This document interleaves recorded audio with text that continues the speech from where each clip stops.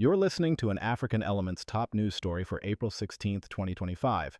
Please visit our website at africanelements.org for more daily news.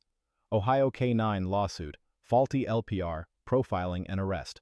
Faulty tech leads to brutal K9 attack in Toledo, by Darius Spearman, African Elements. Imagine driving your truck, minding your business, only to be pulled over because a machine made a mistake. That nightmare became reality for Brandon Upchurch, a 38-year-old black man in Ohio. On April 11, 2024, a police license plate reader, LPR, incorrectly flagged his truck's plate as stolen. This single error triggered a high-risk traffic stop. Instead of a routine check, officers escalated quickly, drawing their firearms. The situation worsened dramatically when police released a K9 unit on Mr. Upchurch. The dog attacked, biting his forearm and elbow 7 times.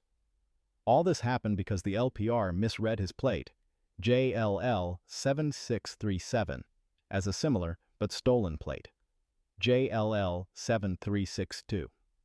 Subsequently, it was revealed officers didn't visually double-check the plate before unleashing the dog, despite knowing these systems can be unreliable. These LPR systems use cameras and optical character recognition, OCR, to scan plates automatically. They capture plate numbers, vehicle details, and location data, processing thousands per minute. However, errors happen. Poor lighting, bad image quality, different plate fonts, or even confusing letters like B and 8 can cause misreads. Furthermore, reliance on potentially outdated databases adds another layer of risk. This incident in Toledo doesn't exist in a vacuum. Sadly, it reflects a disturbing pattern seen across the country. Statistics show that Black Americans are 2.5 times more likely than white Americans to be killed by police. Moreover, police K9 units are often deployed disproportionately against people of color. This reality adds a heavy layer to what happened to Brandon Upchurch.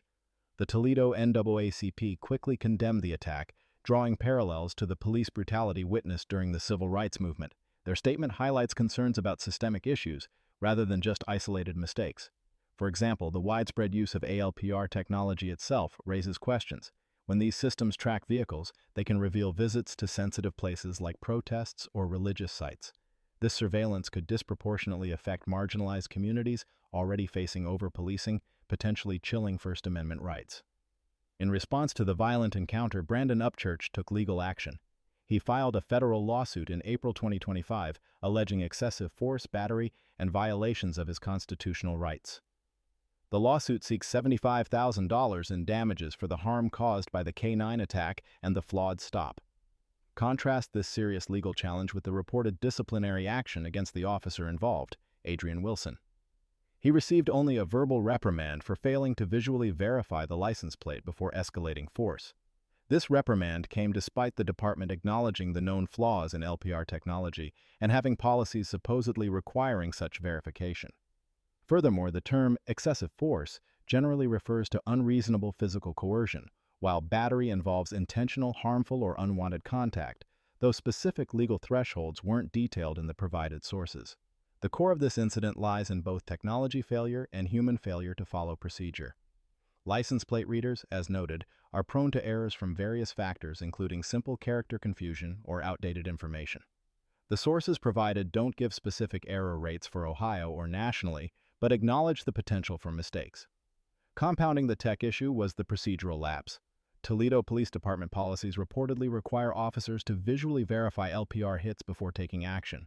This crucial step was allegedly skipped, leading directly to the escalation and K9 deployment.